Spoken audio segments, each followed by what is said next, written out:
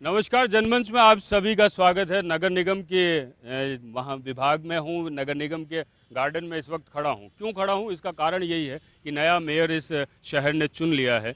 उस मेयर से बात करना चाहते हैं कि आने वाले समय में इस शहर के अंदर क्या नई प्रगति की दिशाएं लेकर आएंगे, क्या नई बात होगी इस शहर के लिए। हमारे साथ यहाँ मौजूद है मेयर श्री निर्मल नाहटा जी, साथ ही मौजूद है हमारे साथ पूर्व मेयर श्रीमती ज्योति खंडेलवाल जी, अर्चना शर्मा जी कांग्रेस से हमारे बीच हैं और बीजेपी से सुमन शर्मा जी हमारे साथ हैं। एक अर्थशास्त्री की भूमिका निभा रहे हैं हमारे साथ राजेश कोठारी जी, बिल्डर एसोसिएशन से हमारे साथ गोपाल गुप्ता जी हैं, टूरिस्ट गाइड एसोसिएशन से अरुण त्यागी जी हैं, नगर निगम से हमारे बीच DK मीणा साहब हैं, एक्स प्रेसिडेंट हाईकोर्ट बार से डॉक्टर विभूषण शर्मा जी हैं, एक और पार्षद हमारे साथ गुलाब नबी जी भी हैं और चक्रकीर्ति सांवेदी साहब हैं, और भी पार्षद हमारे साथ हैं जिनसे हम बात करेंगे इस चर्चा को लेकर। सबसे पहले मैं निर्मल नाहटा साहब के पास आना चाहता हूं और उनसे जानना चाहता हूं कि आने वाले समय में इस शहर के लिए क्या नई योजनाएं आपके दिमाग में हैं।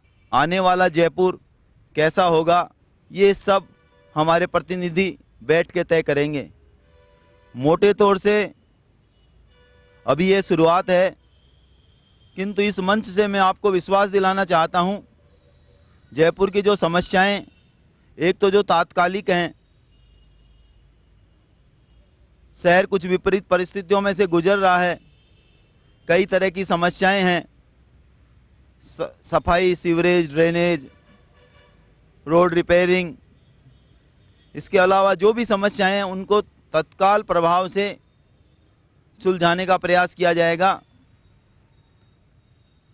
और जैसे ही हमारा बोर्ड सुचारू रूप से कामकाज शुरू करेगा, आने वाले समय में योजनाबद्ध तरीके से शहर का वही स्वरूप उभारा जाएगा जो विश्व के मानचित्र में हेरिटेज सिटी, गुलाबी सिटी के रूप में सिरमौर होगा। सफाई और सीवरेज नगर निगम केवल इन दो जगहों पे आकर सिमट गया है, क्या लगता है आपको नया क्या दे पाएंगे? नहीं, नगर निगम इन जगहों पर आकर सिमटा नहीं है। जो भी म्युनिसिपल बोर्ड होते हैं, चाहे निगम हो, नगर पालिका हो, नगर परिषद हो, उनकी बेसिक जिम्मेदारी है साफ सफाई। और सफाई सीधे तौर से जनता से जुड़ा हुआ विषय है, एक सतत प्रक्रिया है।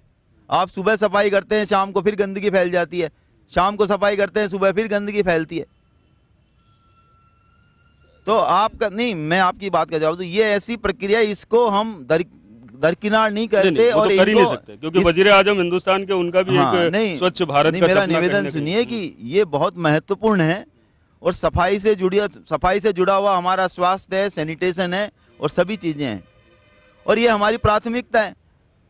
बार बार सफाई का मुद्दा इसलिए उठता है कि सफाई में हम कहीं पीछे हैं, तो सफाई तो करेंगे, सीवरेज करेंगे, बाकी जो शहर की समस्याएं हैं, शहर का जो इंफ्रास्ट्रक्चर है, किंतु आज बैठ के अभी एक दिन ही हुआ हमें कार्यभार संभाले हुए।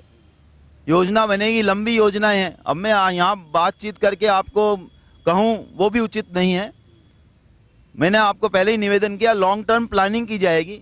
शहर का जो इंफ्रास्ट्रक्चर है, आज से 40 साल पहले जो सीवरेज लाइनें डाली गई हैं, जो 10-10, 15-15, 20-20 हज़ार की एक क्षेत्र में आबादी थी, वो आज 2-2, 2.5-2, 3-3 लाख पहुंच गई। उस इंफ्रास्ट्रक्चर को भी डेवलप किया जाएगा। शहर में जो ट्रैफिक व्यवस्था है, सड़कें छोटी हो गई, ट्रैफिक बढ़ गया। इसके साथ भी जो भी हेरिटेज से जुड़ता हुआ विषय, जयपुर आज पर्यटन के नाम पर दुनिया में अपनी शानी नहीं रखता। जयपुर के पर्यटन को बढ़ावा देने के लिए यहाँ का हेरिटेज स्वरूप विकास के साथ साथ अक्षुण्ण बना रहे, इस तरफ भी ध्यान दिया जाएगा। हम विकास भी करेंगे, किंतु वहाँ जयपुर का जो हेरिटेज है उसका स्वरूप भी पुरातन ही रहे, इसका भी ख्याल रखा जाएगा। चलिए, राजेश कोठारी जी मेरे बीच बैठे हैं, अर्थशास्त्री की भूमिका निभा रहे हैं। कोई भी बात अगर हो वो बिना अर्थ के साथ शामिल नहीं हो सकती सर। इस शहर को अगर वाकई में कहीं जिस तरीके से नाटा साहब बता रहे हैं कि लंबी योजनाओं पे बात करेंगे, अलग तरीके की योजनाओं पे बात करेंगे, क्या लगता है आपको? योजना दीर्घकाल हो, अल्पकाल हो, मध्यम काल हो, योजना बनाने में पैसा कहाँ लगता है? आप बनाते रहिए, योजनाएं बन रही है देश में। योजनाएं कागज पे तो बननी है, कागज पे बन रही है, दिमाग में बन रही है, धरातल पे नहीं आ रही है। मैं दो बातें रेज करना चाहूँगा। आज जिस चीज़ से आम व्यक्ति परेशान है वो है, क्या नगर निगम की कोई क्रेडिबिलिटी बची है या नहीं बची है? ऐसा क्यों लगता है नगर निगम बार बार आदमी को कि वो फिर ठगा जाएगा, फिर वो चला जाएगा? दूसरी बात, पिछले कुछ समय से, पिछले 4 साल से, 5 साल से, 6 साल, 7 साल से अजीब सा द्वंद्व देखने को मिलता है यहाँ पे। हम आपस में ही लड़ रहे हैं, शहर की चिंता किसी को नहीं है। हम ये कह रहे हैं मेरी कमीज सफेद है, औरों की लाल पीली नीली क्यों है। तीसरी बात, इस शहर को जब जिस व्यक्ति का मौका लगा, इस शहर को रौंदने में किसी पार्टी ने कोई कमी नहीं छोड़ी। ये आरोप नहीं है, ये दर्द है, क्योंकि ये शहर मेरा ही उतना है जितना और लोगों का है। हमने इस शहर को बेदहाल होते हुए देखा है, इसकी आबरू से खेलते हुए देखा है लोगों को, और पीड़ा इस बात की होती है वो बिल्डर है, जहां से मर्जी तोड़ मोड़ के पटक दिया उसने। ऐसा तकलीफ होती है अतुल जी ये कहने सुनने में कि हम नगर निगम में हैं, लोग पता नहीं क्या कहते हैं, कोई कहता है नरक निगम है, कोई कहता है गर्त में जा चुका है, गड्ढा निगम, पता नहीं क्या क्या लोग इस बात को कहते हैं। उन बातों में नहीं जाना चाहता। क्या हम इस संस्था की क्रेडिबिलिटी, मैं महापौर से सुनना चाहूंगा, जानना चाहूंगा कि क्या इस संस्था की क्रेडिबिलिटी को एस्टेब्लिश कर सकते हैं या नहीं। दूसरी बात, क्यों ऐसा लगता है कि मैं जब तक चक्कर ना काटूं इस शहर के अंदर, नगर निगम के अंदर, मेरा काम ही नहीं होता। मेरा कहने का तात्पर्य यह है कि खस्ता हाल है, राजस्व नहीं है, जब जरूरत पड़ती है फिर पहुंच जाते जेडी के पास में, भाई हमारा शेयर दे दो। हम पहुंच जाते हैं सरकार के पास में, हमें पैसा दे दो। क्यों? क्या नगर निगम खुद के बेसिस पर सक्षम नहीं हो सकती? क्या आय के नए स्रोत नहीं ढूंढने जा सकते? एक अर्थशास्त्री होने के साथ क्या आपको लगता है कि आप कभी मेयर के साथ बैठ के कुछ नए उनको बता सकते हैं कि ये तरीके हो सकते हैं इस शहर के अंदर बेहतर वो सर, करने के? इस शहर के विकास में जो भी मुझे अपेक्षित है मैं पूरा करूंगा। चक्रकीर्ति सांवेदी बैठे मेरे साथ, एक शिक्षाविद की भूमिका भी निभाते हैं और एक इस शहर के बारे में भी सोचते हैं। वो कार्यकारिणी आ रही है नगर निगम में, जो लोग आ रहे हैं नए तरीके से आ रहे हैं, नए चेहरे भी आए हैं। क्या लगता है आपको कि वाकई में इस शहर को कुछ नया बदलाव मिलेगा? मैंने कई बार सुझाव राज्य सरकार को पिछली बार भी दिए हैं। मेरे को चीफ सेक्रेटरी महोदय जो CK मैथ्यू थे, उन्होंने भी इस संबंध में बुलाया। एम्पावर्ड कमेटी विनोद शंकर दवे साहब, इसरानी साहब, उन्होंने भी मेरे को बुलाया अपनी राय जानने के लिए। एक जो समस्या सबसे पहले अभी महापौर महोदय ने बोली, कचरे की समस्या। कचरे की बहुत विकराल समस्या हमारे शहर में है। मेरा ये कहना है कि जो कचरा पात्र सड़कों पे रखे जाते हैं वो बिल्कुल गलत है। वो कचरा पात्र सड़कों पे रखे ही नहीं जाने चाहिए। आपको व्यवस्था कोई और करनी चाहिए। इसके लिए मैंने ये सुझाव दिया था कि जिस तरह से नगर निगम बना हुआ है, राजस्थान हाउसिंग बोर्ड बना हुआ है, जयपुर डेवलपमेंट अथॉरिटी बनी हुई है, जयपुर एक इतना बड़ा शहर हो चुका है कि इसके कचरे का प्रबंधन इतनी आसानी से नहीं हो सकता। इसलिए ये अच्छा होगा कि आप जयपुर वेस्ट मैनेजमेंट अथॉरिटी अलग से बनाएं। जयपुर की वेस्ट मैनेजमेंट अथॉरिटी सिर्फ कचरे का प्रबंधन करने का काम नहीं करेगी, वो इसके साथ साथ पूरे राज्य के, पूरे शहर के नागरिकों को समझाने के लिए सेमिनार्स और वर्कशॉप्स का भी आयोजन करेगी, जो कि बताएगी कि कचरे को कैसे यूज़ किया जाना चाहिए और कैसे फेंकना चाहिए। उसके लिए डंप यार्ड्स कहाँ पर बने, कचरा कहाँ फेंका जाए। अभी मैं प्रैक्टिकली बता रहा हूँ अपने सामने कि अभी हम जब चुनावों के अभियान में लगे हुए थे, मेरे सामने ही हम रैली में जा रहे हैं और सामने से मोटरसाइकिल आ रही है, वो कचरे में स्लिप हो गई क्योंकि सड़क पे कचरा पड़ा था। होता क्या है कि आपने कचरा पात्र तो सड़कें को कोने पे रखवा दिए। मान लीजिए कचरा उन कचरा पात्रों में है भी, लेकिन होता क्या है, आप कभी भी नोट कर लें, सुबह सुबह 6 बजे 7 बजे आप कचरा पात्रों के पास पहुंच जाएं, तो जितने ये सफाई कर्मचारी हैं या जो कचरा इकट्ठा करते हैं, जो कचरा बीनते हैं रद्दी, वो सारा तो कचरा उसके अंदर से निकाल लेते हैं और सड़कों के ऊपर उसको फैलाते हैं, अपने काम का कचरा निकालते हैं, बाकी वहीं छोड़ जाते हैं। कुत्ते बिल्ली आते हैं, वो सारा कचरा वहाँ पर फैलाते हैं, जो खाने पीने का सामान होता है उसको खाया, बाकी फैला गए। थोड़ी देर बाद हवा चलनी शुरू हुई और पूरा शहर में सड़कों पे फैल गया कचरा। तो ये कचरा पात्र बजाय इसके सरकार निगम ये मैनेज करे कि उस कचरे को वो घर घर से जाके इकट्ठा करे, और देशों में देखें वो कैसे मैनेज करते हैं, उसी तरीके से वो यहाँ पर करें। मैं यहाँ पर हमारे बीच में एक बिल्डर बैठे हैं, गोपाल गुप्ता जी बैठे हैं, मैं उन तक आना चाहता हूँ। क्या लगता है सर कि अब परिवर्तन का दौर कहीं ना कहीं चाहिए? देखिए, नाहटा साहब का एक लंबा अनुभव रहा है प्रशासन का, निगम के प्रशासन प्रणाली का, और आपने अपने काल में एक इतना विशाल कार्य किया जिसको हम बुला रहे हैं। मध्यम परिवार के लोग जब चक्कर काटते हैं और नक्शे पास नहीं होते हैं तो बाध्य होकर बेचारे बिना अनुमति निर्माण कर लेते हैं। ऐसे निर्माण को तोड़ने के लिए हमेशा एक तलवार लटकती है उनके ऊपर, नोटिस जारी होते हैं, कोर्ट के स्टे आते हैं, करोड़ों रुपये खर्च होता है निगम का। उससे बचाने के लिए मान्यवर नाहटा जी ने कंपाउंडिंग के नियम बनाए। इसके लिए पूरा जयपुर शहर उनका साधुवाद करता है। उनका आभार व्यक्त करता है। मैं दो बात कहना चाहता हूँ मान्यवर। पहले लैंड बिल्डिंग टैक्स था जिसे ख़त्म कर दिया और नगरीय विकास कर लगा दिया। सांपनाथ की जगह आपने नागनाथ नाम दे दिया और जनता को लूटने की आपने प्रक्रिया चालू कर दी। 2007 में यह नियम बनाया गया, 2014 तक जनता को पता नहीं है कोई नियम है।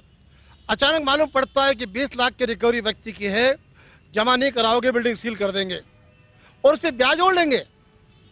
10 लाख का टैक्स है, 10 लाख ब्याज है। तो मान्यवर, मैं आपसे अनुरोध करता हूं कि आप इसका सरलीकरण करें, ब्याज की माफ़ी करें, तो आपके 1000 करोड़ से अधिक की रेवेन्यू मिलेगी, आपको वाहवाही मिलेगी और इस रकम का शहर के विकास में आपको लाभ मिलेगा। नंबर 2, हमसे बेटरमेंट लेवी के रूप में पिछले 5 साल में करीब 500 करोड़ से अधिक की राशि संकलित की गई। हमें कहा गया कि जो पुरानी सीवर लाइन है अपग्रेड की जाएंगी, इलेक्ट्रिक लाइन है सुधार किया जाएगा, लेकिन मैं क्षमा चाहता हूं, उस राशि का पता नहीं का उपयोग हुआ और बेटरमेंट हमारा नहीं हो पाया। इस प्रकार फायर सेल्स के नाम पर हमसे बड़ी भारी राशि ली जाती है, लेकिन जब नक्शे पास करने की बात आती है तो हमारे पास फायर फाइटिंग सिस्टम नहीं है। तो मान्यवर, मैं चाहूँगा कि आज जयपुर का जितना फैलाव हो चुका है उसके मद्देनज़र आप हर अलग अलग कॉर्नर पर फायर स्टेशन बनाएं ताकि ऑन कॉल जनता को राहत मिले, जनता को लाभ मिले। एक और विडंबना, 1974 के नियम है भूमि निस्तारण नियम। एक शहर में 2 नियम। जेडीए में अगर कोई स्कीम का नियमन होता है तो 5 साल तक 50% लीज मनी है। ये आप सब सुने बड़े गौर से जयपुर शहरवासी। अब वो स्कीम ट्रांसफर हो गई नगर निगम में, तो नगर पालिका एक्ट में 3 साल तक लीज मनी आधी है, उसके बाद पूरी लीज मनी है। ऐसा क्यों? तो नाटा साहब से मैं अनुरोध करूंगा, इस प्रकार की आप एक मीटिंग कॉल करें, हम सबको वहाँ बुलाएं और वहाँ सबकी बात सुन करके सरकार तक हमारी बात को पहुँचाएं ताकि इसका समाधान हो और जनता को राहत मिले।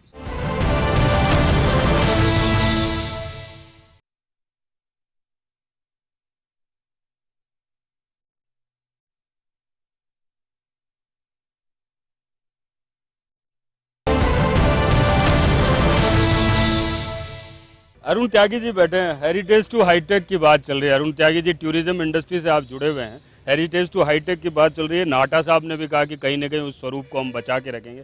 क्या लगता है अभी वर्तमान स्थिति किस तरीके की है टूरिज्म की, जहाँ तक आप लोग उसको बहुत करीब से देखते हैं? क्या लगता है? एक छोटा सा क्वेश्चन है, एक इंडियन एक फॉरेनर्स और उसको लाइन पे लगा दिया जाए, फॉरेनर्स की वही टिकट विंडो है, इंडियंस की वही टिकट विंडो है। इस समय इंडियंस टूरिस्ट इतना आया हुआ है कि फॉरेनर्स को लाइन लगने में काफ़ी दिक्कत होती है। प्लस आमेर में भी यही समस्या है, एक मशीन है उस पर क्लाइंट को इतना लंबा लाइन में लगना पड़ता है। क्लाइंट सिर्फ 1 दिन के लिए जयपुर आया हुआ है, उसमें उसको लाइन में लगना पड़ता है, इवन कि हाथी में लगना पड़ता है। आज से 10 साल पहले हाथी की व्यवस्था इतनी अच्छी थी, सुबह 8 बजे से हाथी शुरू होते थे, शाम को 5 बजे तक हाथी चलते थे। एक्सीडेंट कहाँ नहीं होते, हर जगह एक्सीडेंट होते हैं। इसका मतलब ये नहीं है कि आप उसको बिल्कुल ही चेंज कर दिया जाए। आज हाथी शुरू होता है 8 बजे से और 10:30 साढ़े 11 बजे तक खत्म हो जाता है। जो हाथी लाइन में लगे हुए हैं, जो क्लाइंट्स लाइन में लगे हुए, तो उनको हाथी नहीं मिलता। एक क्लाइंट ने मुझे लास्ट वीक में मेरे को ग्रुप था, उस ग्रुप ने मेरे को बोला, Arun now we did fault, I think we are coming for leisure life but we are coming for exercise. Agra जाते हैं 5 बजे उठते हैं, coming for exercise. We are just coming for exercise. Good for health. I can say you, because Agra जाते हैं हम 5 बजे उठते हैं, रणथंबोर जाते हैं 5 बजे उठते हैं, जयपुर आते हैं सुबह 5:30 बजे उठते हैं, क्योंकि 6:30-7 बजे हमको ब्रेकफास्ट पे होना पड़ता है। उसके बाद हमको आमेर जाना पड़ता है just because of elephant ride. तो इस एलिफेंट राइड को, छोटी सी समस्या है, इसको सुबह 8 बजे से लेकर शाम के 5 बजे तक कर दिया जाए। पूरे हाथी नहीं खड़े हो, कम हाथी खड़े हो, जिससे गर्मियों में तो ये पहले 5 बजे तक इसको कम क्यों किया? 5 बजे से इसलिए कम कर दिया, एक बार एक्सीडेंट हो गया था 2004 में। तो वो छोटा सा एक एक्सीडेंट था, उससे एक टूर एस्कॉर्ट था दिल्ली का। शहर में इतने एक्सीडेंट होते हैं, गाड़ियां तो कभी बंद होनी, इतने एक्सीडेंट होते हैं। इसकी वजह से ये नहीं कि आप इसके पूरा ही रूप चेंज कर दिया जाए। अब सिर्फ हम लोगों को ये लगता है कि जब हम क्लाइंट को आमेर लेके जाते हैं, रास्ते में ये प्रार्थना करते जाते हैं हाथी मिल जाए, हाथी मिल जाए। 10 बजे पहुंचते पहुंचते हमको लगता है यार हमने क्लाइंट को कमिटमेंट कर रखा है, क्या हाथी मिलेगा या नहीं मिलेगा। तो मेयर साहब से ये अनुरोध है कि छोटी छोटी चीज़ें हैं, इनको अगर अपन ध्यान दें, अगर और अतुल जी, बाकी if I am जो not बाकी wrong, मॉन्यूमेंट्स है उसके बाहर की जो स्थिति है वो सफाई। स्थिति पे मैं आता हूँ। मुझे जानकर ये दुख हुआ, आपको भी पता है कि इंडिया में खासकर राजस्थान में जो रिपीट टूरिस्ट है वो मात्र 7 to 9% है। ये अब तो 5 to 6% हो गया। 5 to 6% हो गया। उसका कारण अपने को पता नहीं चलता। छोटी छोटी चीज़ों से क्लाइंट को कितना असर पड़ता है। अपने को लगता है कि यार अपन ने जंतर मंतर में एक वॉशरूम खोल रखा है, ठीक है, वो वॉशरूम से क्लाइंट, आप ये देखो कि इतने लोग इंडियन टूरिस्ट इस समय इतना आ रहा है, स्कूल के बच्चे इतने आ रहे हैं, वहाँ पे एक एक घंटे उसको लाइन में लगना पड़ता है और वो टूरिस्ट इतना सड़ा हुआ मुंह बना के जाता है। आप जैसी जंतर मंतर से बाहर निकलते हो, कम से कम 50 भिखारी उस टूरिस्ट के सामने होते हैं। पूर्व मेयर ज्योति खंडेलवाल जी से बात करना चाहता हूँ। मैम, बहुत सारी चीज़ें निकल कर आई। पिछला जो सेशन आपने निकाला उसमें क्या परिवर्तन लाए हैं और अब क्या परिवर्तन, जो चीज़ नहीं हो पाई उसमें क्या परिवर्तन चाहते हैं? देखिए, अभी कोठारी जी एक बात कह रहे थे कि ऐसा क्यों लगता है व्यक्ति को आकर के कि निगम में जाऊंगा तो धक्के खाने पड़ेंगे। क्यों ऐसी स्थितियां निगम की हैं? और इसका मैं मानती हूं कि सबसे बड़ा जो कारण रहा है वो है यहाँ पे फैला हुआ भ्रष्टाचार की जड़ें। मैंने ये प्रयास बहुत हद तक किया है कि हम उस करप्शन की उस जड़ को हम कहीं ना कहीं हिलाने की कोशिश करें, उसे दूर करने की कोशिश करें और उसके लिए जो जिम्मेदार लोग हैं उनकी जिम्मेदारी भी तय की जाए। यही प्रयास जो है वो किए गए। इसके लिए संघर्ष भी लंबा करना पड़ा, लेकिन उन संघर्षों के परिणाम भी जो हैं वो सामने आए। डेफिनेटली जब कोई इस तरीके से गहरे तक पैठ कर जाता है, भ्रष्टाचार अगर इस तरीके से गहरे तक पैठ करा हुआ हो तो उसको दूर करने में समय लगता है, लेकिन उसके परिणाम सामने आए। जितनी ज़्यादा पारदर्शिता और जितनी ज़्यादा अधिकारियों में उसके प्रति जिम्मेदारी तय हो पाएगी, उतनी ज़्यादा जो कोठारी जी कह रहे थे कि जनता में यहाँ की क्रेडिबिलिटी और विश्वास जो है वो बढ़ेगा। अधिकारी तो वही हैं, क्या परिवर्तन आएगा? परिवर्तन तो आया ना। कुछ अधिकारी जिन्होंने अति कर दी तो फिर वो जेल के पीछे गए ना, उनके खिलाफ चार्जशीट भी उसी हिसाब से पेश हुई ना 21,000 पेजों की। लेकिन उसके लिए जनप्रतिनिधि को आवाज़ उठाने की ज़रूरत है। अगर हम जनप्रतिनिधि भी अगर उस सिस्टम के साथ शांत हो जाएंगे, उस सिस्टम को ही एक हिस्सा मान लेंगे और उसके खिलाफ कभी आवाज़ नहीं उठाएंगे, तो फिर जनता की आवाज़ कौन उठाएगा? जनता की आवाज़ निश्चित रूप से जनप्रतिनिधि को उठानी ज़रूरी है। मैं तो यही कहना चाहूँगी। निर्मल जी निश्चित रूप से कंपाउंडिंग कमेटी के चेयरमैन रहे हैं, उन्होंने साथ में हमने काम किया है और शायद ये वो पार्षद है जिन्होंने कभी उस हंगामे का हिस्सा भी नहीं बने। मैं शायद नहीं, डेफिनेटली कह सकती हूँ कि उस हंगामे का हिस्सा ये कभी नहीं बने और इनको भी मेरी वजह से कभी कोई परेशानी नहीं आएगी। इसलिए मैं तो यही कहना चाहूँगी कि एक सकारात्मक सहयोग जो है वो निश्चित रूप से मेरा तो आगे भी रहेगा। और जो प्रयास हमने किए कि बिना भेदभाव के पूरे जयपुर शहर में काम हो सके, हर वार्ड में लगभग 5 करोड़ से ज़्यादा के काम हुए, उससे ज़्यादा के काम हुए, वो बिना भेदभाव के हो सके, वही बिना भेदभाव के और के काम जो है पूरे जयपुर के विकास के लिए लगातार चलते रहें और सकारात्मक भूमिका निभाएंगे। और अगर हमको कहीं महसूस हुआ कि विपक्ष की भूमिका निभाने की आवश्यकता है और कुछ सरकार को चिताने की आवश्यकता है, तो वो भूमिका भी हम निश्चित रूप से निभाएंगे। विभूति भूषण जी के पास आना चाहता हूँ इस वक्त। मैं आपको एज ए लॉयर नहीं बात करना चाहता, एक आम नागरिक की अगर हैसियत से बात करें इस शहर को, तो क्या ऐसी चीज़ बहुत ज़बरदस्त परिवर्तन चाहिए इस शहर के अंदर जिसके कारण लगे कि नगर निगम का अपना अस्तित्व कहीं काम कर रहा है? करप्शन को लेकर जनप्रतिनिधि को विशिल ब्लोअर के रूप में काम करना पड़ेगा। नगर निगम के रूप में एक जनरल परसेप्शन आम आदमी का ये बना हुआ है कि नगर निगम भ्रष्टाचार का अड्डा है। इस मिथक को या इस बात को आपको खारिज करना पड़ेगा। ये साबित करना पड़ेगा कि नगर निगम में काम भी होता है, एक चीज़। दूसरा, कोऑर्डिनेशन का ज़बरदस्त अभाव है। सड़क बनती है, बिजली विभाग आके तोड़ देता है, पीएचईडी वाले वहाँ से जब सीवर लाइन बिछाते हैं तो तोड़ के चले जाते हैं। उसके बाद वो 10 साल, 5 साल, 15 साल तक ठीक नहीं होती हैं। वो सड़कें एक तरह से बिल्कुल टूट फूट जाती हैं। उनको लेकर किसी तरह की कोई योजना नहीं है। विदाउट कोऑर्डिनेशन आप कितना ही काम कर लीजिए, वो काम आपका लंबे समय तक नहीं टिकेगा। इसलिए कोऑर्डिनेशन की बहुत आवश्यकता है। एक आवारा पशुओं को लेकर कोई योजना अभी तक मुझे प्रभावी दिखी नहीं है शहर के अंदर। शहर के अंदर सड़क पे गाय घूम रही है, कुत्ते घूम रहे हैं, उसके कारण दुर्घटनाएं होती हैं, आदमी की जनहानि होती है। तो छोटी छोटी चीज़ें हैं जिनको लेकर नगर निगम को बहुत पहल करनी पड़ेगी, बहुत काम बाकी है। ज्योति खंडेलवाल जी को मैं धन्यवाद दूंगा कि इन्होंने भ्रष्टाचार के खिलाफ एक मुहिम छेड़ी, उसमें कुछ सफलता भी मिली। मैं गुलाम नबी जी, अर्चना जी, उमर दराज जी, सुमन जी, सभी लोग बैठे हैं, इन्होंने अपनी भूमिकाओं का निर्वहन किया है, लेकिन उम्मीद है कि थोड़ी और सक्रियता चाहिए, क्योंकि जनरल परसेप्शन जो है वो करप्शन का है, उसको ख़त्म करना पड़ेगा। चलिए, आपके पास ही गुलाब नबी जी बैठे हैं, मैं उन तक आना चाहता हूँ। एक उम्र के एक लंबे पड़ाव के साथ इस शहर को बनते बिगड़ते देखा है आपने, अलग अलग परिवर्तन के दौर भी देखे हैं। अब क्या चाहिए इस देश शहर को बेहतर बनाने में? मैंने पहला इलेक्शन लड़ा 73 में, लेकिन उस वक्त जो है एडमिनिस्ट्रेटरों ने ऐसी आदत बिगड़ी हुई थी कि आज हमारे जो सीईओ होते हैं वो किस तरह का करप्शन कर रहे हैं, और अगर मेंबर या मेयर साहब उनकी आवाज़ उठाती है तो सरकार का सपोर्ट हमको नहीं मिलता, उनके हौसले बुलंद हो जाते हैं।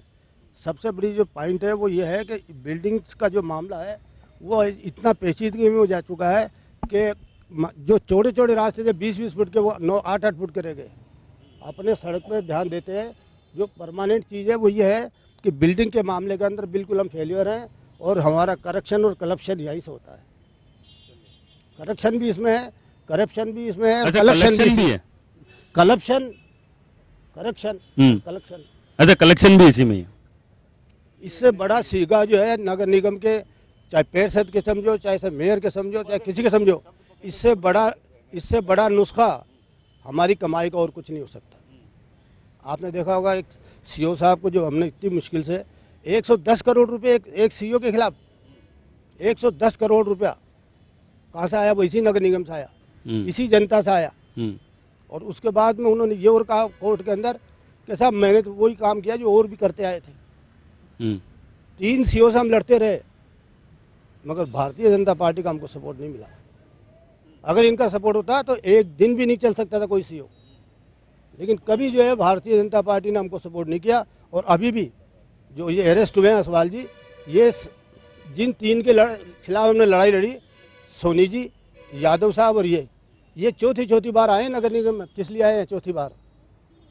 आप समझ सकते हैं कि जो 4 बार आ चुका IAS और RAS बन के, तो साफ है कि हमारा ध्यान जो है ये ग्रीन सिटी हम जो है अपने वाह लूटने के लिए कह देते हैं। 94 से हमने ये प्लान बनाया था ग्रीन सिटी, ये सारा आज तक कुछ नहीं हुआ। कारण ये कि हमारा और ही कामों में ध्यान आता है, इसके ऊपर कोई ध्यान नहीं। कहते हम सब है। सबसे पहले जो है वो मोहनलाल जी गुप्ता जो मेयर बने, तो उन्होंने यही आवाज़ लगाई थी करप्शन कलेक्शन इनको सब पिंक सिटी का बना देंगे। होता क्या, ये तो आवाज़ रहती है, लेकिन 1974 का जो एक अमेंडमेंट है वो ये है कि पहले हर वार्ड के अंदर 5 आदमियों की कमेटी बने, और कमेटी का हेड जो है उसका पार्षद रहे। तो वो कमेटी जो सजेशन दे बस्ती के लिए, उसके वार्ड के लिए, उसको कंपलसरी है करना पूरा। आज तक इतने बोर्ड निकल के मैंने हमेशा प्रस्ताव बनाया, लेकिन जो गवर्नमेंट के ऑर्डर हैं कि उस एक कमेटी आज तक नहीं मिली। वार्ड कमेटी हम इतने 25 साल में नहीं बना सके, क्योंकि डरते हैं कि अगर 4 आदमियों की पावर हमारे साथ लगी। अच्छा, एक चीज गुलाब नबी साहब, मैं वैसे आपके बारे में नहीं बता रहा, या और भी कुछ लोग हैं, परंतु बाकी कर ऐसा होता है कि अगर अभी चुनाव में पार्षद सारे नज़र आ रहे हैं, अभी मैं 6 महीने बाद अगर पार्षदों को ढूंढने की कोशिश करूंगा तो मुझे दिखेंगे ही नहीं। हाँ, हकीकत है ये। और फिर दूसरा ये कि हमको शर्म इसलिए आती है पार्षदों को कि हम जो है बिन पगारी फुल अधिकारी, पगार हमारी कुछ नहीं, और अधिकार हम ये समझते हैं कि बस 30 मार्क का हम ही हैं, और मिलता हमको 2150 रुपये महीना। शायद किसी को मालूम नहीं होगा। 2150 रुपया, 2150 रुपये के नौकर हम महीने के। लेकिन लोग तो ये समझते हैं कि पता नहीं क्या हो रहा है। नहीं तो एक चीज मुझे ये बताइए ना साहब, गुलाब नबी साहब, कि अगर 2150 रुपए मिलते हैं तो फिर पार्षद के चुनाव लड़ने की इतनी होड़ क्यों होती है? करोड़ रुपया खर्च हो जाता है। समझ सकते हो आप समझ सकते हो। मैं यही तो आपको बताना चाहता था। आप समझ सकते हो कि हम कैसे काम कर रहे हैं, और जनाब जमानती भी हमारी जब्त हो जाए तो भी हम यही सोचते हैं कि दोबारा लड़ेंगे, दीवार लड़ेंगे। जब एक अधिकारियों को मैंने बताया कि 4 दफ़ा जो अधिकारी आ रहे हैं वो क्यों आ रहे हैं इस डिपार्टमेंट में, और उसका राज सबसे खुल गया। सबको मालूम है कि नगर निगम जयपुर में कितना बड़ा कलेक्शन है वो आज तक कहीं नहीं हुआ होगा। एक अधिकारी पे 110 करोड़। यहाँ पे लूंगा एक छोटा सा ब्रेक के बाद पुनः आपसे मुखातिब होता हूँ।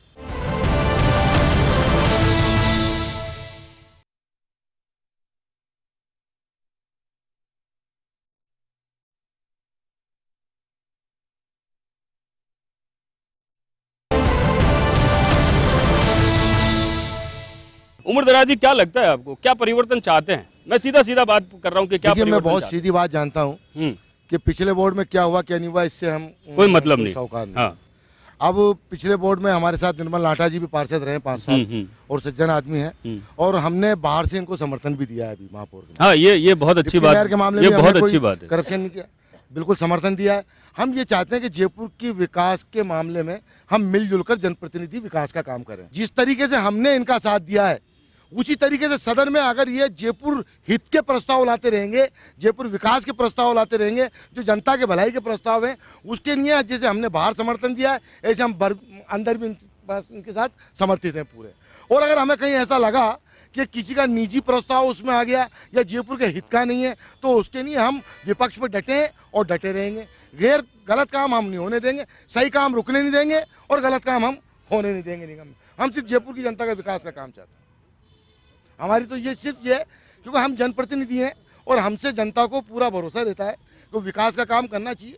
ये पार्टी स्तर की बात जब होती है जब हम चुनाव लड़ने जाते हैं, मगर जीतने के बाद में हम जनता के जनप्रतिनिधि हैं और हमें सदन में बैठ के सिर्फ ये सोचना चाहिए कि हम जनता की भलाई का काम कैसे कर सकें, जनता जयपुर के विकास का काम कैसे कर सकें, हम जयपुर को क्लीन सिटी ग्रीन सिटी कैसे बना सकें। आपके साथ ही एक और बैठे हैं, उन तक आ जाता हूँ। शर्मा जी के बाद हमारे पार्षद। सबसे पहले सर जनमंच को स्वागत करता हूँ हमारे मेयर साहब का। बहुत सीधे सरल स्वभाव का मेयर बना है जयपुर का और मैं तो बदनाम रहा हूँ साहब हर काम करने। हाँ, वो तो इसलिए मेरे पे तो आरोप लगते रहे। अभी इन्होंने कहा हम समर्थन अंदर से देंगे बाहर से देंगे। तुम अंदर बाहर से कितना समर्थन कांग्रेस देती है दुनिया जानती है। कांग्रेस का पद एक कल्चर रहा है और पूरा इतिहास गवाह है इसका कि कैसे तो ये समर्थन देते हैं कैसे ले लेते हैं। कई प्रधानमंत्री गिरते देखे हमने।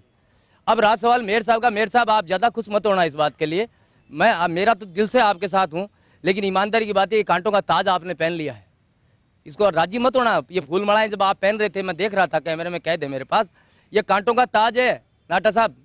मेरे बड़ी दया आ रही है कि मैं कर क्या सकता हूँ, लेकिन ये पहना दिया गया आपको, राजी से पहना, जबरदस्ती पहनाया। पीड़ा बहुत तगड़ी है। नहीं, आप भी समझ रहे हो रात को नींद नहीं आ रही होगी, कहाँ जाल में फंस गए साले, क्योंकि जयपुर के अंदर समस्याएं भरी पड़ी है। बड़े शगुफा हैं, नाम बड़े अलग अलग चल रहे थे, फिर एकदम नाम अलग से निकल मैं कह रहा हूँ वो जो पीड़ाएं मत खुलाओ मेरे से। छोड़िए वो पीड़ाएं मत खुलाओ, ये पार्टीबाजी हो जाएगी अभी। ये बीजेपी का भी कल्चर रहा है, नाम किसी का चलता है पजा किसी को देते हैं। ये मैं आपसे निवेदन, ये बड़े बहुत सज्जन लोग बैठे हैं, मैंने इनकी सबकी बात सुनी, अभी इनकी भी सुनी, करप्शन कलेक्शन फलाना डिगड़ा। आप तो बहुत पुराने आदमी हैं, आप तो रंगरूट हैं पूरे, जानते हैं सारा करप्शन कैसे होता है और कलेक्शन कैसे होता है। आप तो मंजे हुए थे ना, आप तो हमसे बहुत सीनियर हो, आपने इस जयपुर के लिए क्या कर दिया वो बता दो। आप बड़े अनुभवी हो, मैं तो इनसे सीखता था, भाई साहब रास्ता तो बताओ क्या है। मैं आपको ईमानदारी से कह रहा हूँ, मैंने भोगा है 5 साल इस निगम को, लेकिन आपने कहा 2175 रुपये ऑर्डिनियम भत्ता मिलता है हमें, 2175 रुपये के लिए नहीं आए हैं हम यहाँ, और 1 करोड़ रुपए लगाकर भी नहीं आया हूँ। नहीं, आप नहीं आए, आप तो 1,50,000 में लड़ा है, आपके सामने वाले ने तो लगाया ही है। अरबपति आदमी था साहब। और बीजेपी को तो मैं क्या कहूँ, इन्होंने तो टिकटें बेची है, इनको बुरा लगेगा लेकिन कोई बात नहीं, वो बातें गई है। अब मैं जीत के आ गया, पार्षद हूँ, निर्दलीय पार्षद हूँ। मेरे लिए कांग्रेस भी अछूत नहीं है, बीजेपी भी अछूत नहीं है, लेकिन मैं अकेला ही बहुत हूँ इन दोनों के लिए। इन्होंने यदि कोई गड़बड़ करने की कोशिश की तो मैं सारे हथकंडे अपना लूंगा वहाँ। मैं मेयर साहब से एक निवेदन करना चाहता हूँ, मेयर साहब आप क्या करोगे, clean city green city heritage फलाना डिगड़ा सब कर देना, इस कचरे से पिंड छुड़वा दो ग्रीन साहब। ये कचरा इस जयपुर के कैसे कलेक्ट हो सकता है? डोर टू डोर कचरा कलेक्शन का एक योजना आई थी बहुत बढ़िया, उसका सत्यानाश भारतीय जनता पार्टी ने कर दिया। चलिए मान क्योंकि वो अरे कचरा फेंका साहब, लोग हमारे सीओ पर कचरा फेंका जगरूप सिंह कर यहाँ बुरी तरह से, और सारा पैसा तो देखो कहीं ना कहीं देना पड़ेगा। सबसे बड़ी पीड़ा जयपुर की जो है वो आप सारे लोग बैठे हो, हम क्या सारे के सारे एक मिनट भाई बीच में एक इन्होंने क्या है पीड़ा सारी क्या है कि हम चाहते तो हैं कि बढ़िया बन जाए, इनकम ऑफ सोर्सेज नहीं है, पैसा कैसे आएगा ये रास्ता नहीं है कोई भी।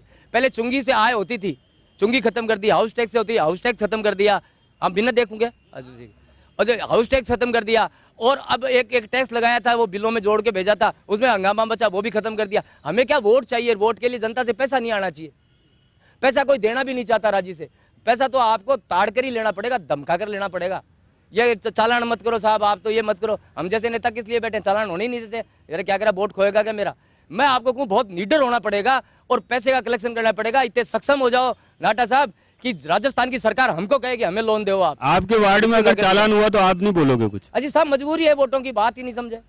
ये मैं क्या बोलूं, कोई नहीं बोलेगा पार्षद।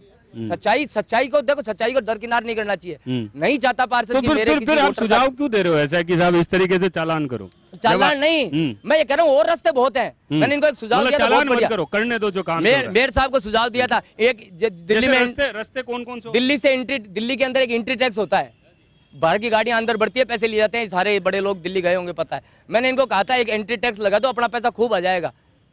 पैसे आने के रास्ते बहुत हैं, ये ईमानदारी से हमारे विज्ञापन हो, विज्ञापन का पैसा आए तो हमारे पास पैसा खूब है। लेकिन वही भ्रष्टाचार, वही करप्शन, वही कलेक्शन, तो फिर तो नहीं पार पड़े भाई, चाहे आप कुछ ही कर लो। और नाटा साहब बड़ी जिम्मेदारियां आप पर आई है, मैं समझ रहा हूँ कि बहुत बड़ी जिम्मेदारी आई है और आपको इसको फेस करना पड़ेगा। और आप में कर भी सकते हो, आप में जज्बा है फेस करने का। लेकिन मैं पुनः आपको मेरी तरफ से बधाई देता हूँ। लेकिन साहब गड़बड़ करोगा तो बर्दाश्त उनका रंगात होता है। अभी क्या बोली मेयर साहब, मेरे को पूर्व मेयर साहब क्या बोली हमें सुना ही नहीं, क्योंकि आपका ये क्या बोलता है तो रिकॉर्ड ही होता है, तो जवाब भी नहीं दे सकता ढंग का। लेकिन मैं मेयर साहब का धन्यवाद देता हूँ, हमारे 5 साल ठीक निकाल दिए इन्होंने, और आप भी ठीक निकालोगे ऐसी उम्मीद करते हैं आपसे। चलिए, मेरे पास यहाँ पे डीके मीणा जी बैठे हैं, मैं उन तक आना चाहता हूँ। डीके मीणा जी से बात करना चाहता हूँ। मीणा साहब, कुछ नई चीज़ें हैं जो परिवर्तन के दौर की बात चल रही है, नए मेयर आ गए हैं। क्या लगता है आपको कि कम शब्दों में आप इस परिवर्तन के दौर में क्या देना चाहते हो? अभी नई चीज़ों के लिए तो इस कचरे के अंदर तो अभी हम एक सार्थक एनजीओ है जो भोपाल के अंदर कलेक्शन कर रहा है। तो वो क्या है, सार्थक एनजीओ भोपाल के अंदर प्लास्टिक को, वेस्ट को अलग निकाल के और पब्लिक को जोड़ के और पब्लिक के मार्फत उसको मार्केट में सेल कर रहा है। तो उसको फिर वो आरडीएफ में कन्वर्ट करवा रहे हैं। तो इसी तरह से मानसरोवर जोन हमने सेलेक्ट किया है अभी हमारे हाई लेवल पर सेक्रेटरी साहब के यहाँ पे। तो मानसरोवर जोन के 8 वार्डों को हम सार्थक के माध्यम से डोर टू डोर कलेक्शन कराएंगे और मानसरोवर जो हमारा वहाँ ट्रांसफर स्टेशन है उसमें कलेक्शन कराएंगे सारा कचरा, और उसमें से प्लास्टिक वेस्ट को अलग करके। और आरडीएफ जो हमारा प्लांट चल रहा है लंगड़ियावास में, उसमें आरडीएफ के अंदर मैक्सिमम क्वांटिटी प्लास्टिक की चाहिए, हाई क्लोरोफिक वैल्यू होती है इसकी, और अभी वहाँ उसकी शॉर्टेज भी पड़ रही है। तो उसको हम सेल करा के और उसकी पूर्ति करवाएंगे। एक तो ये नई चीज़ के लिए तौर पे देखी जाएगी। सीवरेज के अंदर हमारा सिटी वाल के अंदर का 401 करोड़ का प्रोजेक्ट बना हुआ है। पहले हमने सैंक्शन भी कराया था उसको, अभी दोबारा से रीसैंक्शनिंग के लिए उसमें एक कंडीशन डली हुई है। तो नई गवर्नमेंट नई स्कीम लॉन्च करेगी भारत सरकार की, तो हम उसमें उसको सबमिट करेंगे और दोबारा से उसको सैंक्शन करवाएंगे। एक और हमारे बीच में सतीश शर्मा जी बैठे हैं, नगर नियोजक नगर निगम से, उनसे बात कर लेते हैं। क्या आने वाला कैसा क्या रहेगा सर? जयपुर नगर निगम में भवन मानचित्र अनुमोदन के आवेदक के आवेदन करने से और उसको नक्शा देने तक की प्रक्रिया वर्तमान में बहुत लंबी है। निश्चित रूप से उसमें बहुत सारे अनवांटेड स्टेप्स हैं जिनको कट करके और शीघ्र से शीघ्र उसका निष्पादन किया जा सकता है। कोशिश करेंगे कि इसको ऑनलाइन किया जाए, जिससे कम आवेदक कार्यालय में चक्कर लगाए और उसका आवेदन उसके घर बैठे ही वहाँ से कार्यालय में पहुंच जाए। साथ ही यदि उसको कोई शुल्क भी जमा कराना है तो ऑनलाइन वो हमारे यहाँ से शुल्क जमा करा सके। कोई उसको कम्युनिकेशन होना है तो वो ईमेल के माध्यम से करने की हम कोशिश करेंगे। साथ ही सिस्टम को पूरा कंप्यूटराइज भी करने की और ट्रैकिंग करने की भी हम सोच रहे हैं।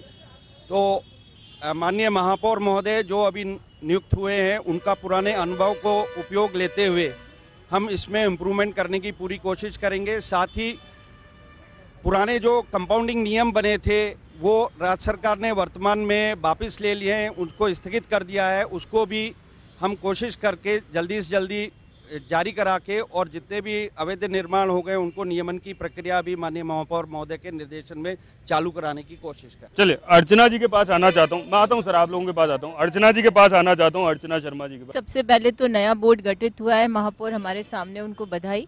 और एलिगेशन का तो सवाल ही पैदा नहीं होता कि पहली बार नगर निगम पर चर्चा कर रहे हैं, अभी तो इन्हें कसौटी पे खरा उतरना है। लेकिन ये बात सही है कि नगर नियोजन और नगर विकास, बिल्कुल नगर नियोजन नगर विकास सभी बढ़ती हुई जो शहर है या नगर है उनके लिए एक बहुत बड़ी समस्या है, सिर्फ भारत के लिए नहीं पूरे विश्व में। अब उसको किस प्रकार से नियोजित करें, कैसे डेवलप करें, ये विजन इनमें होगा तो निश्चित रूप से जनता की कसौटी पे खरा उतरेंगे। अभी कचरा निस्तारण ही एक ऐसी समस्या है जिसके लिए अभी हमारे एक निर्दलीय पार्षद हैं, बहुत अनुभवी हैं, उन्होंने कहा इसी से निजात दिला दो, हमारी समस्या का निदान हो जाएगा। मेरा तो एक ही सजेशन है आपको कि सबसे पहले तो आप अपना विजन डिसाइड कर लीजिए। आप उसको ऐसा फोकस करके चलिए कि यदि हमें ये 6 महीने का पीरियड है तो इसको इस तरह से लेना होगा कि हमारे जो टारगेट्स हों उस टाइम बाउंड बना करके उसको फुलफिल करें। यदि आपने सारी समस्याओं का एक साथ सरलीकृत करने का शब्दों के माध्यम से, वक्तव्यों के माध्यम से करने का प्रयास किया तो आपको कोई साधुवाद नहीं देगा। तो आपका विजन इस प्रकार से होना चाहिए। और एक सजेशन और मेरा है, जब आपकी साधारण सभा की बैठक हो तो कम से कम इस महानगर पालिका ही हो गई, ये नगर निगम हो गया, तो कम इन पार्षदों को पार्षद शब्द से निजात दिलाइए, अमेंडमेंट करिए, उन्हें सभासद का ओहदा दिलाइए, इनका सम्मान उसी प्रकार से बढ़ेगा। एक दूसरा सजेशन मेरा ये है कि आवारा पशु बोलना बंद करवाइए। कम से कम भारतीय संस्कृति में गाय को तो माता माना जाता है, तो इन्हें निराश्रित पशु कह करके और इनके विकास और इनकी योजना के बारे में विचार करें। अभी बहुत अच्छी बात चल रही थी, गुप्ता साहब ने अच्छी बात की, मैं भी यदि मेरे से पहले पूछा जाता तो यही कहती, नवीनतम और पुरातन का समन्वय ऐसा हो कि ये जो पिंक सिटी है इसके अस्तित्व पर प्रश्न चिन्ह नहीं लगे। ठीक बात है, आपको जब हम कहते हैं कि जयपुर घूमने आए तो जयपुर घूमने आए, लेकिन पिंक सिटी कोई घूमने आ रहा है तो उसको उस हमारी हेरिटेज सिटी में जाने पर ये महसूस होना चाहिए कि वास्तविकता में जो ऑक्सफोर्ड सर्कस के नाम से हमारी चौपड़ें जानी जाती थी, जो इंडस वैली सिविलाइजेशन के समकक्ष हमारा विकास हुआ था, वो देखने को मिले। तो उसको लेकर के भी यदि आप टारगेट रखेंगे तो मैं समझती हूँ जो एक योजना है कि नगर निगम 4 दीवारी तक सीमित है और इसको ज़्यादा विकास की आवश्यकता नहीं, अन्य इकाइयाँ इसका करिए, वो भी आपने सोच लिया तो आपको बहुत बड़ा साधुवाद जयपुर की जनता के माध्यम से मिलेगा। मेरा इतना ही निवेदन है कि अगर आप बहुत अच्छा विजन लेके चलेंगे तो कांग्रेस के सभासद जो है, हम तो इन्हें सभासद ही कहते हैं शुरू से, ये आपको सहयोग देंगे और आपके विजन के साथ इनका विजन भी मिलेगा। निश्चित रूप से एक समग्र विकास जयपुर का होगा और इसके आकांक्षी सभी जयपुर के नागरिक हैं।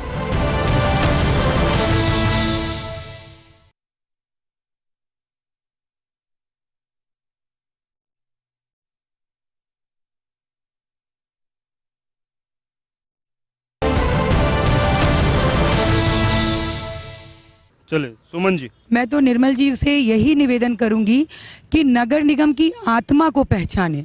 इस नगर निगम को महानगर और मेट्रो और बहुत बहुत नाम से जानने और सोचने की ज़रूरत नहीं है। मुझे लगता है नगर निगम की आत्मा सफाई में होती है, सैनिटेशन होता है। शायद पार्षदों को ये गवारा नहीं होता है कि सफाई का काम ही हमारे पास क्यों है, और भी कोई काम हो।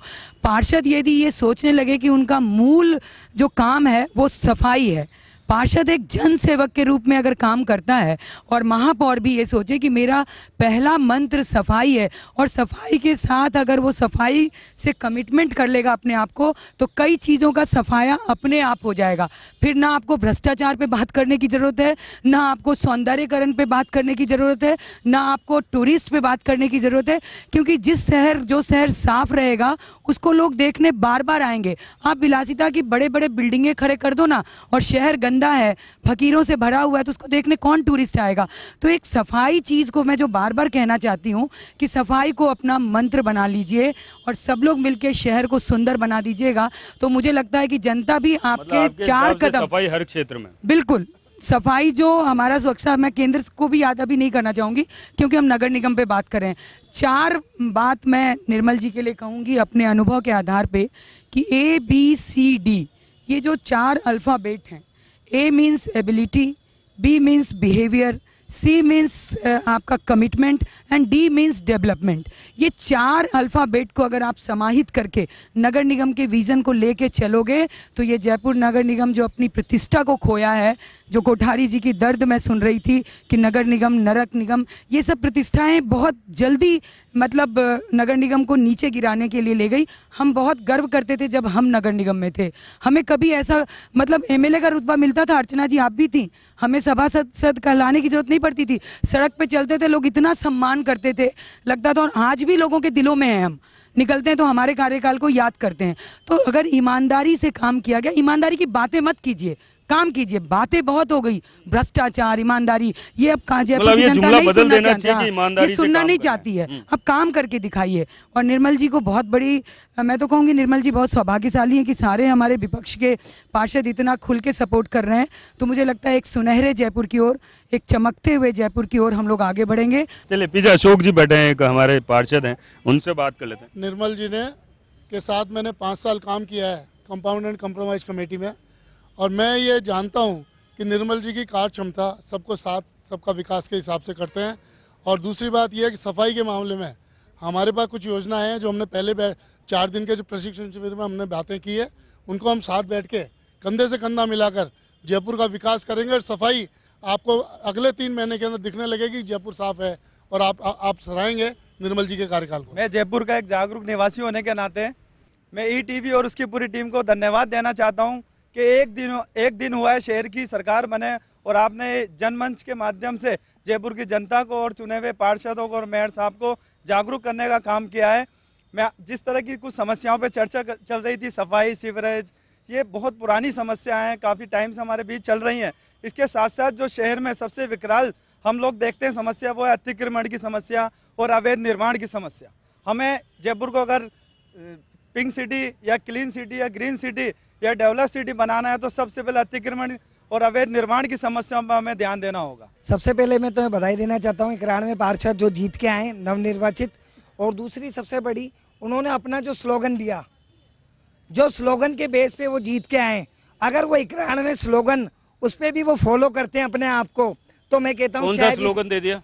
विकास का वादा, पक्का इरादा, नई जोश, नई शक्ति, पक्का इरादा, सबके अपने अपने काफी जोश, नए स्लोगन। 91 जो 68 सालों में, आजादी के 68 सालों में हमने हर साल एक नया स्लोगन सुना है, इसलिए कोई बड़ी बात नहीं। पीछे जा चुके हैं। अब जो नई पीढ़ी ने जो इनको जिताया है, चाहे वो कांग्रेस हो, बीजेपी हो या निर्दलीय हो, इन्होंने विकास के नाम पे अपने आप को जीत के आए और विकास की बात करते हैं। अगर ये अपने स्लोगन को भी फॉलो करें तो ये विकास कर सकते हैं। और कोई जल्दी से खड़े हो जाए। ध्यान दिलाना चाहूंगा, वार्ड नंबर 27 में 17 लाख रुपए लागत से एक वृद्धाश्रम बनाया था, लेकिन वो आज कचरा डिपो में तब्दील है। वार्ड नंबर 17 से और 27 से। वार्ड नंबर 17 नाटा साहब। और मैं एक और बात कहना चाहूंगा सर, वार्ड कार्यालय कई वार्डों में बना दी गए, हमारे यहाँ आज तक वार्ड कार्यालय नहीं बना, ताकि पार्षद अपना। वार्ड नंबर 17 में कोई वृद्धाश्रम है, वो बोल रहे कचरा डिपो हो रहा, वो मतलब कोई उपयोग नहीं आ रहा सर। और कोई जयपुर के प्रथम नागरिक को सबसे पहले मैं नाटा साहब को बधाई देना चाहता हूं और इनसे निवेदन करता हूं कि पिछले कार्यकाल में जो अच्छी योजनाएं थी, door to door garbage collection की, उस जैसी और योजनाओं को आगे कंटिन्यू रखें,